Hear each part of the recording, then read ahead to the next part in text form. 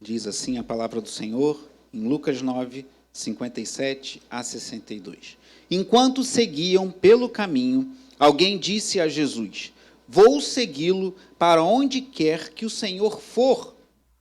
Mas Jesus lhe respondeu: As raposas têm as suas tocas, e as aves do céu têm os seus ninhos, mas o Filho do Homem não tem onde reclinar a cabeça. A outro Jesus disse: Siga-me. Mas ele respondeu: Senhor, deixe-me ir primeiro sepultar o meu pai. Mas Jesus insistiu: Deixe que os mortos sepultem os seus mortos. Você, porém, vá e anuncie o reino de Deus. Outro lhe disse: Senhor, quero segui-lo, mas permita que antes disso eu me despeça das pessoas da minha casa. Mas Jesus lhe respondeu: Ninguém que põe a mão no arado e olha para trás é apto para o reino de Deus. Leia comigo em voz alta o versículo 62. Mas Jesus lhe respondeu: Ninguém que põe a mão no arado e olha para trás é apto para o reino de Deus. Até aqui a palavra de Deus. Pai amado e bendito, te louvamos, Senhor, pelo privilégio de nos reunirmos essa manhã. E peço a Ti que fale poderosamente aos nossos corações, como Tu já vem falando ao meu coração ao longo da preparação dessa palavra, e que Teu Espírito Santo convença-nos, que Teu Espírito Santo quebre cadeias nessa manhã, pessoas que estão escravas dos seus próprios desejos, escravas de sentimentos alheios ao Teu querer para a vida deles, que o Senhor entre com poder e graça, e que vidas sejam transformadas pelo poder do Evangelho, e que nós possamos assumir um compromisso contigo nessa manhã, ou renovar a aliança que já temos, para a glória do Senhor. Em nome de Jesus. Amém. Os irmãos podem sentar.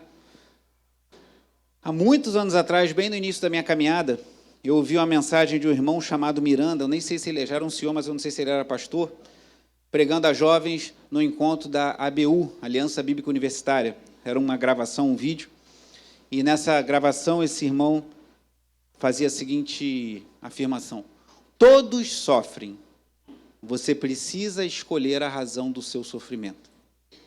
Novamente, todos sofrem, você precisa escolher a razão do seu sofrimento. Hoje em dia, muitas pessoas tolas, porque nós somos uma geração de tolos, e não são poucos os imbecis entre nós, como nós mesmos, nós somos uma geração muito imbecilizada, que vem pessoas postando coisas na rede social e acreditam naquelas bobagens que são colocadas lá. Perdoe-me chamar de você de imbecil, mas eu também...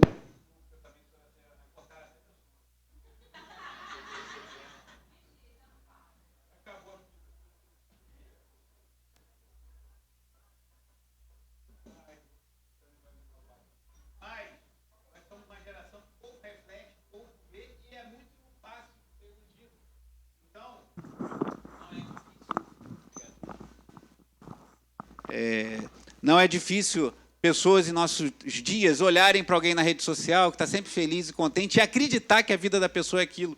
E por isso que eu digo que é uma grande tolice. Todos sofrem. Às vezes a pessoa sofre porque ela quer mostrar para os outros uma coisa que ela não é. Às vezes ela sofre porque ela quer ter uma aparência que dá trabalho. Por exemplo, algo que é muito exaltado em nossa cultura é o futebol, os jogadores de futebol. Mas não pense que é fácil um jogador de futebol se manter em forma. Para falar do meu tricolor, essa semana eu ouvi uma notícia que o departamento médico do Fluminense está zerado. Todos os jogadores voltaram, estão disponíveis para o técnico. E isso é bom, mas isso é raro, irmãos, porque não só no Fluminense, mas também nos outros times, frequentemente os jogadores estão contundidos, porque é uma carga de trabalho muito intensa. Claro que eles ganham muito bem para isso, muito melhor do que deveriam, na minha opinião, mas... para ser um jogador com alta performance, você precisa se esforçar muito e trabalhar muito. Então, todos sofrem. O que precisa ser feito é definir qual é a razão do seu sofrimento. Você sofre por quê ou para quê? Nessa manhã eu falarei sobre discipulado, sobre seguir a Jesus. E Jesus, não aqui em Lucas 9, mas um pouco mais à frente, ele faz um paralelo muito interessante com uma construção. Você já viu uma casa, um prédio, que foi construído até uma etapa e parou? Aqui no Rio das Pedras, logo depois do Areal, no mesmo lado do areal ali à direita, um pouquinho passando do areal, tem um condomínio enorme de prédios que não foram concluídos. Acho que muitos você já viu isso lá? Só que mora ali para o lado do Rio das Pedras, a Musema, com certeza já viram. Você passando ali em direção à Musema, do lado direito, são muitos prédios construídos abandonados.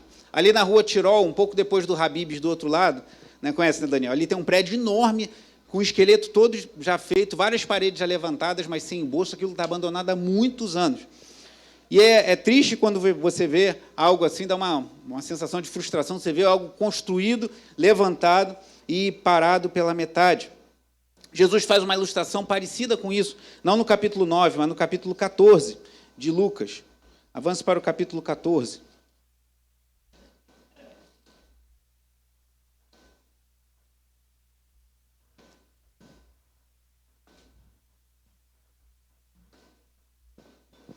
Lucas 14, versículo 25. Disse assim o Senhor: grandes multidões o acompanhavam Jesus, e ele, voltando-se, lhe disse: se alguém vem a mim e não me ama mais do que ama o seu pai, a sua mãe, a sua mulher e os seus filhos, os seus irmãos, as suas irmãs e até a própria vida, não pode ser meu discípulo. Você vê que Jesus não estava nem um pouco preocupado em ter uma audiência que se agradasse com a sua fala. Tinha uma grande multidão e ele fala isso para eles. Mas ele continua ainda.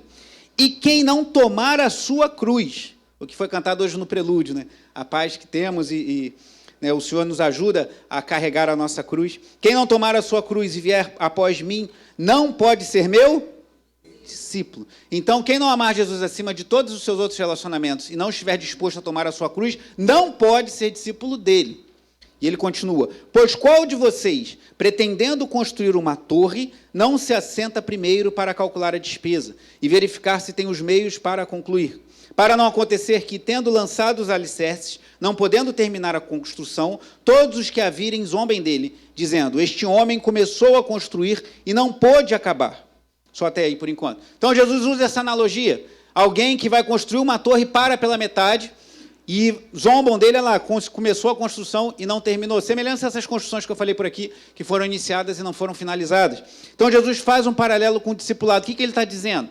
Assim como quando você for construir uma casa, um prédio ou uma torre, você precisa fazer conta e pensar: eu preciso de tanto dinheiro, de tanto tempo para construir algo. Para seguir a Jesus, a gente tem que fazer, entre aspas, contas também. E a conta que Jesus está falando é nós carregarmos a nossa cruz e amarmos a Ele acima de todas as coisas. Então, se não estamos dispostos a amar a Jesus acima de todas as coisas e não estamos dispostos a tomar a nossa cruz e segui-lo, a gente está agindo de forma tola como alguém que constrói algo que não pode terminar. É isso que Jesus está falando. E ele continua ainda, um pouco mais à frente, versículo 31. Ou qual é o rei que, indo para combater outro rei, não se assenta primeiro para calcular se com 10.000 homens poderá enfrentar o que vem contra ele com 20.000? Caso contrário, estando outro ainda longe, envia-lhe uma embaixada pedindo condições de paz. Outra ilustração do próprio Senhor. Então ele fala: um rei vai entrar em guerra com outro reino. E ele vê que o seu exército é muito inferior. O que ele faz? Opa, vou buscar a paz, que se eu entrar nessa guerra eu vou me dar mal. Então o que Jesus está falando? Se nós queremos seguir a ele, nós precisamos fazer conta para não quebrarmos a cara, por assim dizer. E qual é a conta? Sabemos que nós precisamos amar ao Senhor acima de todas as coisas e tomar a nossa cruz dia após dia para sermos seus discípulos. E concluindo, no versículo 33, leia em voz alta o que ele diz: assim, pois, qualquer um de vocês que não renuncia a tudo que tem, não pode ser meu discípulo. Então é sobre isso que falarei essa manhã, sobre sermos discípulos de Jesus, sobre seguirmos a Jesus. E aqui, esse é um ponto que não dá para a gente flexibilizar. Existem alguns trechos das Escrituras que permitem entendimentos diferentes. Às vezes uma igreja tem uma doutrina, a outra tem outra, mas isso aqui é ponto cardeal, todos concordam que, nas palavras do Senhor, para segui-lo, nós precisamos estar dispostos a abrir mão de tudo. E voltando ao capítulo 9, ainda antes do texto que li no início, no versículo 23... Jesus diz assim, Lucas 9, 23, se alguém quer vir após mim, negue a si mesmo, dia após dia, tome a sua cruz e siga-me. Então, olha os movimentos aqui, se não me engano, Mateus está aí, não está? Pregou sobre isso no jejum, não foi? Só que acho que foi o texto paralelo de Mateus, não foi? que falou sobre tomar a sua cruz, negar a si mesmo, tomar a sua cruz e seguir. Não foi isso, Mateus? Então, lembrei da pregação do Mateus aqui no jejum, que foi uma bênção.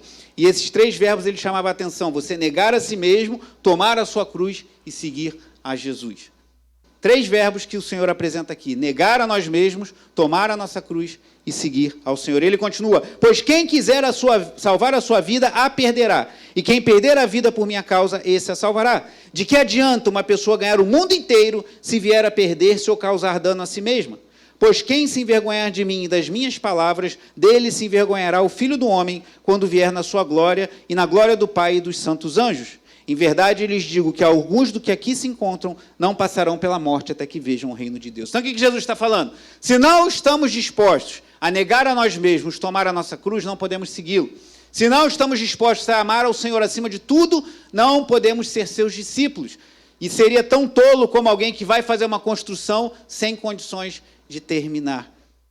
E aí, voltando à pergunta, à frase que eu falei no início. Todos sofrem. Você precisa definir a razão do seu sofrimento. Então, você vai sofrer se você seguir a Jesus, mas você também vai sofrer se você não seguir a Jesus. E no final, na eternidade, você vai sofrer muito mais. Então, se queremos ser fiéis a Cristo, precisamos parar de dar desculpas, de criar subterfúgios, criar coisas para nos desviarmos da vontade do Senhor e assumir a nossa cruz, negar a nós mesmos e seguirmos a Jesus, ou abandonamos o arado, deixamos para trás e vamos fazer outra coisa. É isso que o Senhor fala, de forma simples e direta. Isso não tem a ver com o pastor, com a igreja ou com a denominação, isso tem a ver com o Senhor. Porque no final dos dias, no final dos tempos, cada um de nós não prestará contas ao pastor da igreja ou ao bispo da denominação. Cada um de nós prestará contas ao Senhor da igreja. E é Ele que nos chama a esse discipulado radical. Mas o que isso representa para nós hoje? Vamos voltar ao texto que vi no início, que eu queria chamar a atenção para a fala de Jesus para 3 homens. Aqui nos é mostrado 3 homens que chegam a Jesus, ou querendo segui-lo, ou um deles é chamado pelo Senhor para segui-lo. E o que Jesus fala para eles?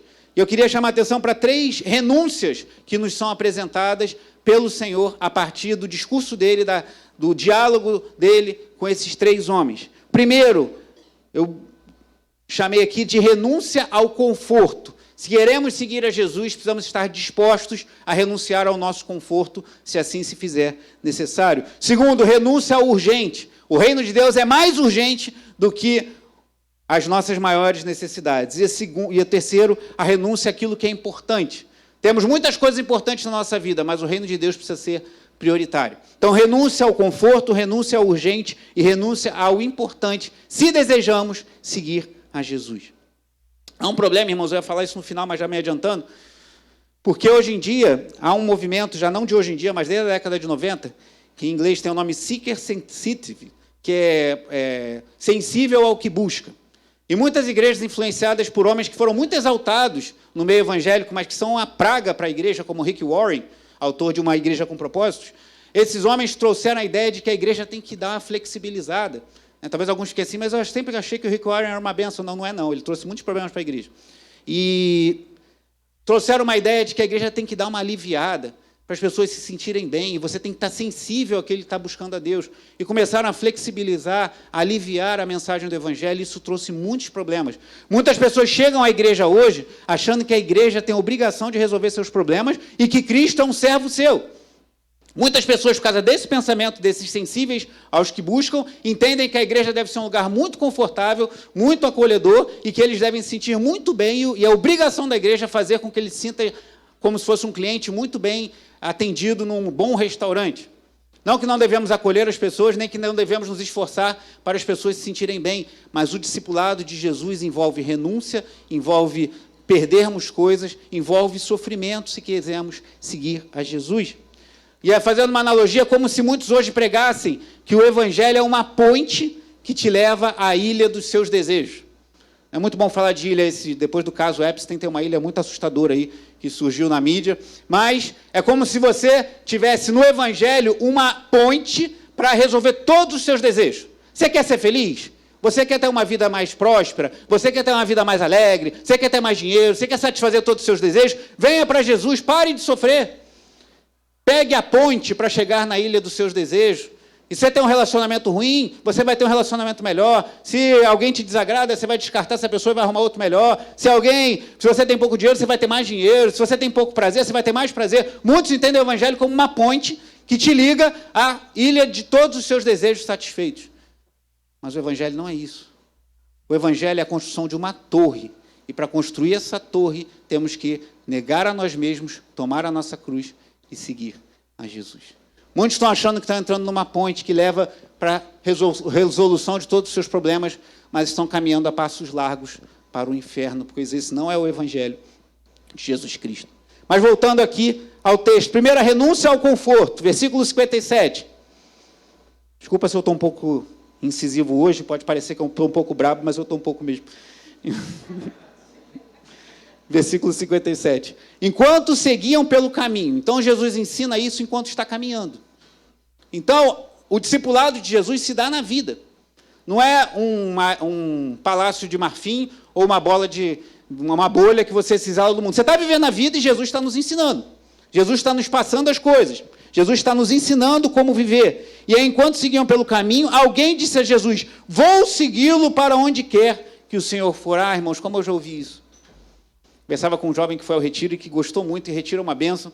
Mas eu gostei muito porque esse jovem falou para mim algo muito, muito maduro e muito sábio. Ele falou, estou orando para que essa atmosfera do retiro não fique só no retiro. Eu falei, Céu, já organizei mais de 20 retiros. E eu sei que isso é bem verdadeiro. Só volta do retiro bombando, os cultos de jovens ficam lotados, vai passando o ano, aquele fervor vai diminuindo. Eu achei muito maduro desse jovem falar isso, porque realmente é isso que a gente deve buscar. Não um frisson, uma alegria, vamos ter um retiro em setembro, que bênção. Mas a vida cristã não pode estar ancorada somente em momentos. Ela precisa ser constante. O que dá constância para a igreja é o que você está fazendo nessa manhã para a nossa vida. É você estar na igreja, você ouvir a palavra, você orar na sua casa, você ler a Bíblia, você ter comunhão com a sua família diante do Senhor, fazer o culto doméstico, você estar participando da vida da igreja. É isso que nos dá vigor. O retiro é muito bom, mas não podemos viver de eventos pontuais, de eventos. Evento é eventual, mas precisamos viver de uma constância. Então, esse homem falou, como eu já ouvi muitas pessoas falando, falou para o Senhor, vou segui-lo para onde quer que o Senhor for. Ah, irmãos, trabalhando com jovens, eu já ouvi isso tantas vezes.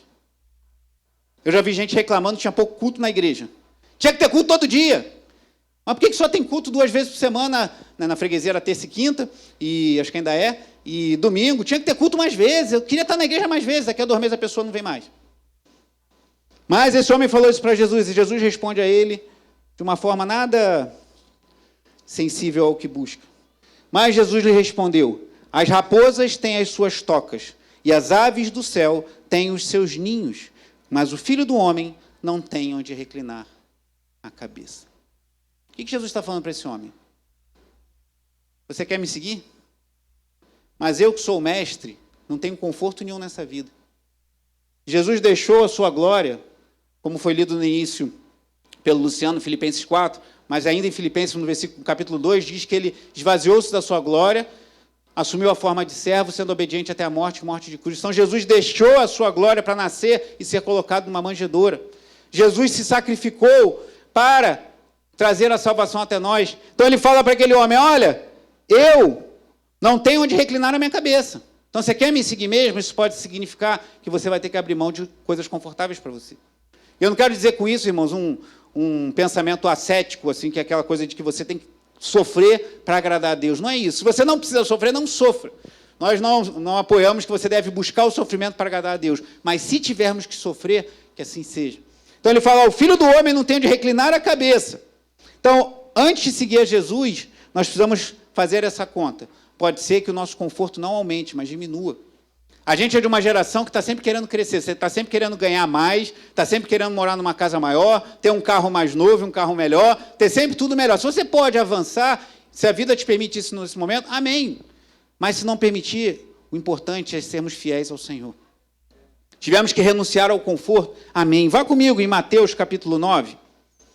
Volte lá no Evangelho segundo Mateus, capítulo 9.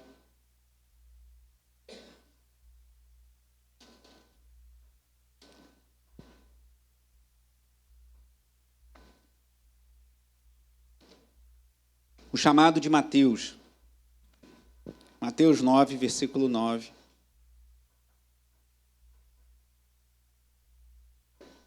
diz assim: quando Jesus saiu dali, viu um homem chamado Mateus sentado na coletoria, porque ele era um publicano, ele coletava impostos dos judeus para entregar para os romanos, e por isso eles eram muito odiados.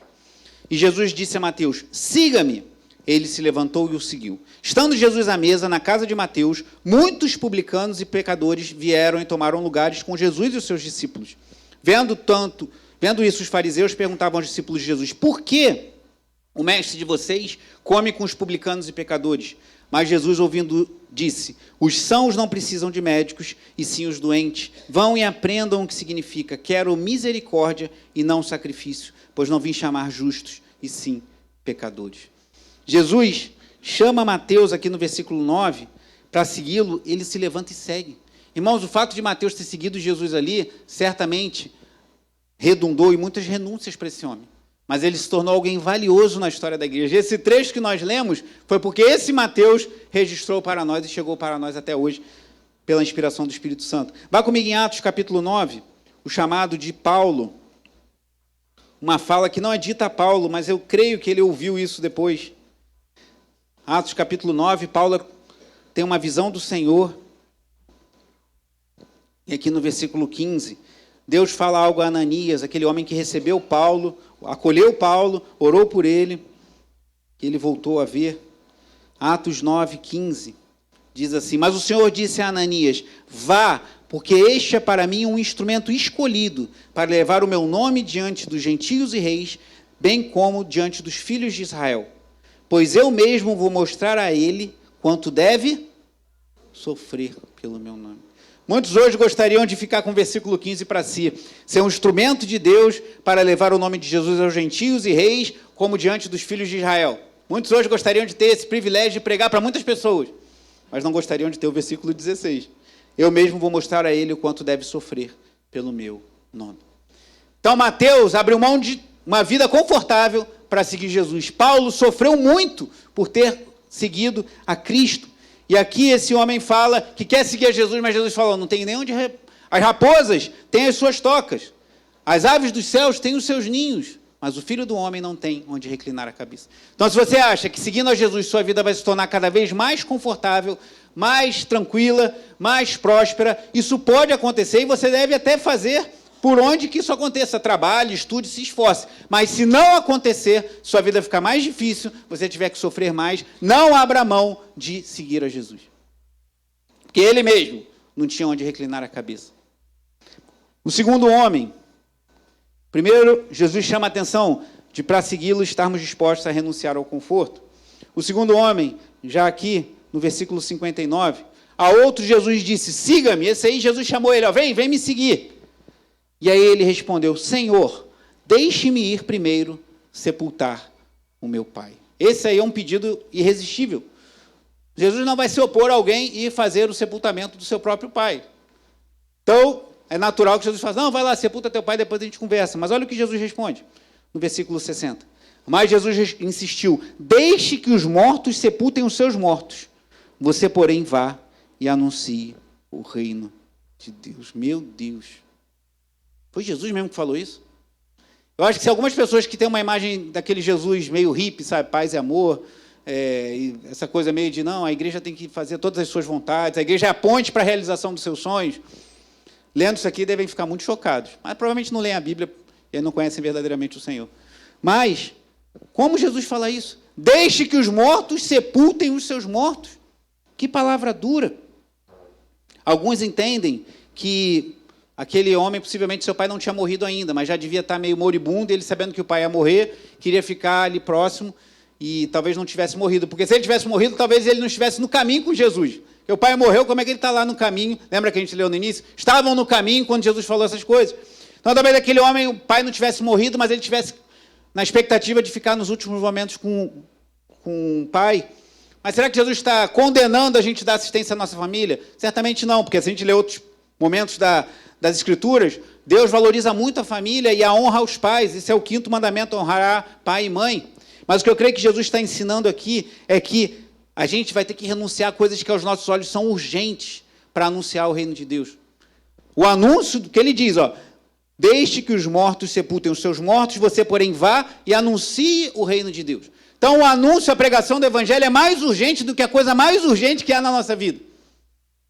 Quer uma coisa mais urgente do que você sepultar o seu pai ou acompanhar seus últimos momentos de vida? Mas Jesus falou, anunciar o evangelho, anunciar o reino de Deus é mais urgente ainda do que isso. Então, precisamos renunciar ao conforto. E aquele homem do primeiro homem, eu não falei, mas lá em Mateus fala que ele era um escriba.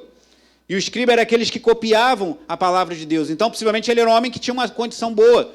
Então, a gente tem que estar disposto a renunciar ao conforto, se isso for necessário, para seguir Jesus. E esse aqui, a gente renunciar às coisas que são urgentes. Se é algo que é muito importante para você, às vezes a gente tem coisas importantes, urgentes, mas há algo mais urgente, que é conhecermos a Deus, conhecermos a sua palavra e anunciarmos o evangelho. E é isso que Jesus está falando. O anúncio do reino de Deus é o que há de mais urgente nessa vida. A pregação do evangelho é mais urgente. E como a gente falha nisso, irmãos? Como muitas vezes eu vejo, eu podia ter falado para essa pessoa no Uber, ou na rua, ou no ônibus, ou algum colega de trabalho, às vezes no caixa do supermercado. E a gente precisa ter esse senso de urgência. Eu preciso pregar o evangelho. Mais urgente do que pagar minhas contas que estão vencendo, mais urgente do que o cuidado com os meus familiares, como fala aqui, há uma urgência superior a gente anunciar o reino de Deus, porque uma hora isso vai acabar, irmãos. Uma hora esse mundo vai passar e a gente precisa anunciar aquele eterno. E o terceiro homem, que eu chamei aqui da renúncia ao importante. Um era urgente, Jesus falou algo mais urgente. O outro era importante, e Jesus fala aqui no versículo 61. Outro lhe disse, Senhor, quero segui-lo, mas permita que antes disso eu me despeça das pessoas da minha casa. Essa fala não era estranha aos judeus dos dias de Jesus. Vá comigo em 1 Reis, capítulo 19. O chamado do profeta Eliseu. 1 Reis 19.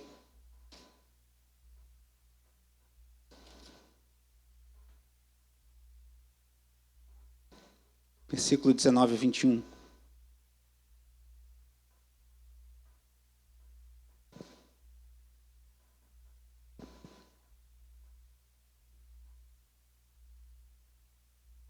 Diz assim, 1 Reis 19, 19 a 21.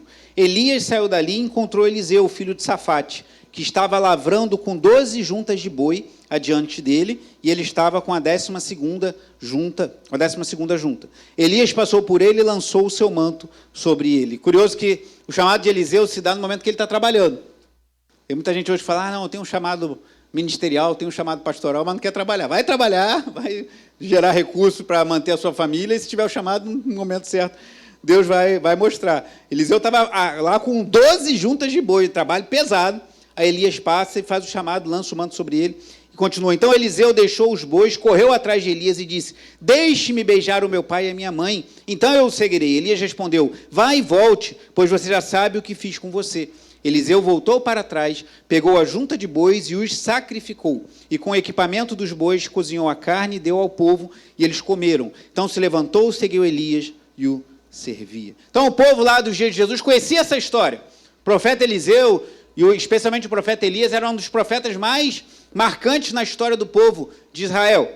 Então, quando esse homem falou, versículo 61 lá de Lucas 9, permita que antes disso eu me despeça das pessoas da minha casa, talvez alguém tenha lembrado, lembro lá de Eliseu. Elias falou, tudo bem, Eliseu, vai lá, mata os bois, faz um churrascão, que foi muito boi, foi um churrascaço que Eliseu fez ali, comeram, se despeça da sua família, e talvez alguém tenha pensado, Jesus vai fazer o mesmo. Vai lá, se despeça, fale para a sua família que você está seguindo a mim. Mas olha o que Jesus responde. Jesus lhe respondeu, ninguém que põe a mão no arado e olha para trás é apto para o reino de Deus. Então, se o chamado de Eliseu parecia radical, que Eliseu largou tudo para ser um profeta do Senhor. Jesus está falando que o discipulado de Jesus é mais radical ainda. Seguir a Jesus, e volto a dizer, irmãos, não estou falando isso por causa... à noite eu vou pregar sobre a igreja, falando do tema do retiro, mas agora eu não estou falando sobre a igreja. Estou falando sobre o Senhor e sobre o chamado do Senhor para cada cristão. Esse chamado é para cada um de nós. Se nós não estamos dispostos a abrir mão do que consideramos importante, que pode ser o seu lazer, pode ser o seu prazer, pode ser a realização dos seus sonhos para seguir a Jesus, nós não podemos ser discípulos dele. E não sou eu que estou falando isso, é ele mesmo que está dizendo.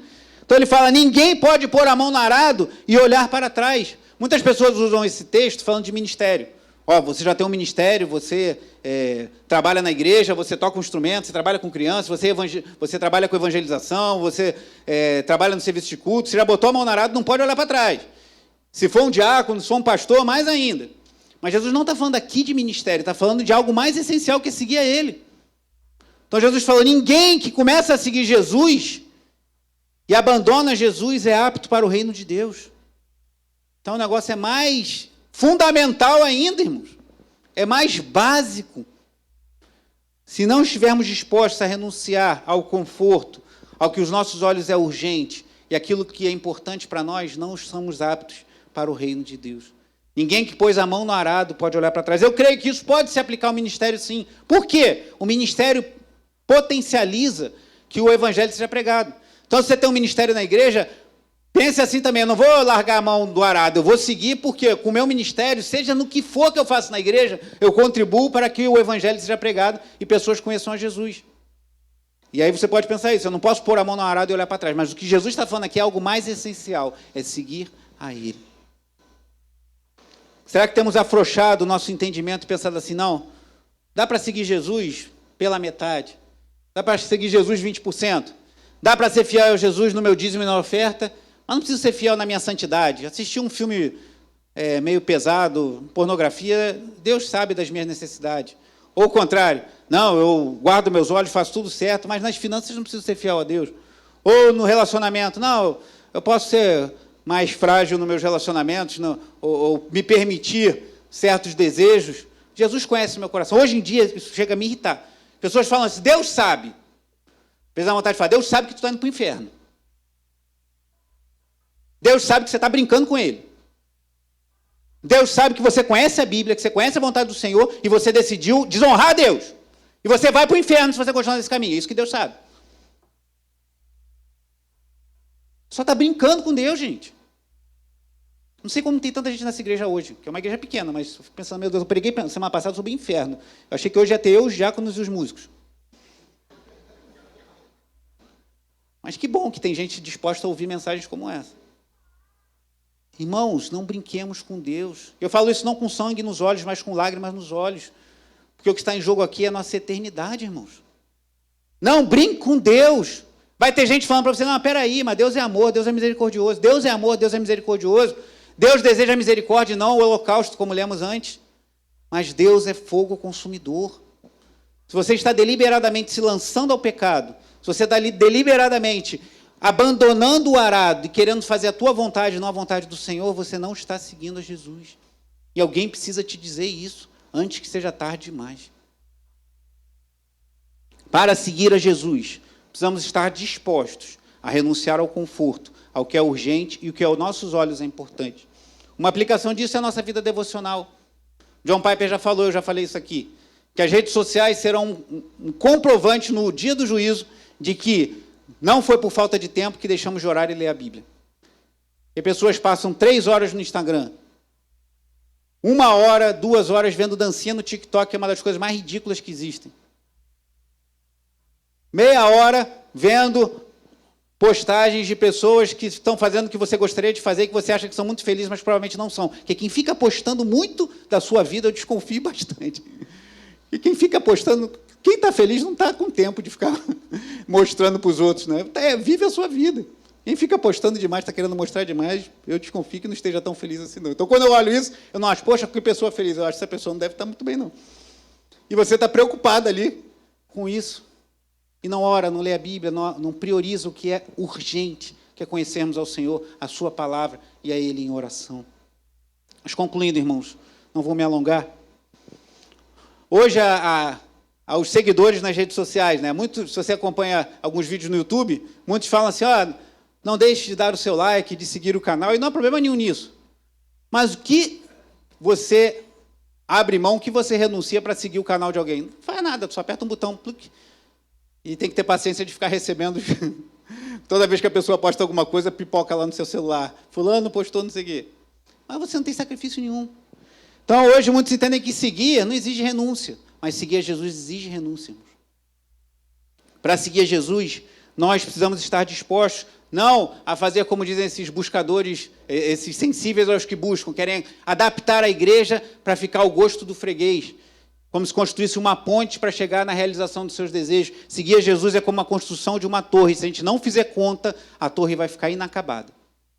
Ah, mas eu preguei o evangelho, mas eu fui pastor, eu fui diácono, eu fui isso, eu fui aquilo, eu fui evangelista, eu fui missionário, eu já fiz obra. Glória a Deus pelo que você fez no passado. Mas a obra só vai ser concluída no último dia.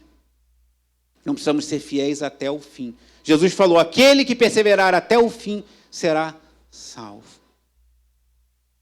É uma torre que dá trabalho seguir a Jesus. E não uma ponte para realizar todos os nossos desejos. Voltando lá ao capítulo 14, que nós lemos no início da mensagem. Apenas o versículo 33. Lucas 14, 33. Assim, pois, qualquer um de vocês, qualquer um de nós, que não renuncia a tudo que tem, não pode ser meu discípulo. Palavras do Senhor. Então você pensa, meu Deus, isso é muito radical. Parece. Mas se você olhar para Cristo, você entende que não é tão radical. Se você olhar para alguém que abriu mão da sua glória, que estava no céu, que estava na boa, por assim dizer, e veio a esse mundo para nos salvar. Se você olhar para alguém que sofreu os açoites, às vezes acontece isso comigo, irmãos. Esses dias eu estava arrumando um negócio lá em casa, caiu um disjuntor, ainda bem que era daqueles novos, naquele branquinho, mais clarinho, estava guardado lá na minha despensa, e caiu no meu pé, irmãos. Não é muito pesado, né, Bruno? Se fosse dos antigos, seria mais complicado. Glória! Mas eu lembrei na hora, imagino que Jesus sofreu. Eu sofri porque eu fui desatento e fui mexer na caixa de ferramentas, tinha um disjuntor caindo no meu pé. Mas imagina Jesus que sofreu tantos açoites para salvar a pessoas como eu e você, falhos e pecadores. Então, quando você olha para Jesus, olha o que ele fez antes da encarnação, olha o que ele fez na encarnação, olha o que ele fez não tendo onde reclinar a cabeça, olha o que ele fez sofrendo os açoites, a zombaria, as cusparadas daqueles que zombavam dele, sofrendo chicotadas terríveis, sofrendo os cravos nas suas mãos, sofrendo ser pendurado, humilhado numa cruz, sofrendo a morte por mim e por você. Toda essa renúncia parece ser muito pouco. Mas continuamos olhando para Cristo e pensamos que ele sofreu isso tudo, mas ele ressuscitou ao terceiro dia, ele venceu a morte, ele subiu aos céus onde ele vai voltar. Então a gente olha para o futuro também. Se eu tiver que sofrer hoje, se eu tiver que renunciar ao conforto, ao que para mim é urgente, ao que para mim é importante, para seguir a Jesus, eu vou fazer isso, porque a minha esperança está na sua vinda. Como diz um cântico acho que da harpa ou do cantor cristão, a gente está até cantando lá em casa esses dias. Nossa esperança é sua vinda. Silvia conhece todos. Rei dos reis, aguardamos Jesus ainda. Manhã raia. Mais uma vez agora. Nossa esperança. A Cris e Severina são as...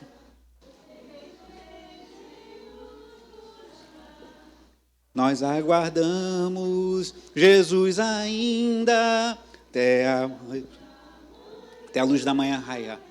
Então essa é a nossa esperança. Eu vou seguir Jesus, vou renunciar o que tiver que renunciar, porque a minha esperança está na volta de Jesus. Agora, se a sua esperança está na ilha dos desejos, você realizar todas as suas vontades, cuidado. Você não está construindo uma torre. Você está entrando numa ponte, como o primeiro casal lá no Éden. Uma promessa de algo maravilhoso, agradável aos olhos, bom para dar entendimento e boa para o paladar, mas que gerou morte. Possamos seguir a Jesus, irmãos. Se nós seguirmos a Jesus de todo o coração, o mais Ele fará, e Ele é poderoso para nos conservar até o último dia. Todos sofrem. Qual é a razão do seu sofrimento? Para realizar os seus desejos? Para chegar na ilha dos prazeres? O seu sofrimento é para honrar a Jesus? Se é para honrar Jesus, siga em frente, que a nossa esperança está na sua vinda. Oremos, faça a sua oração.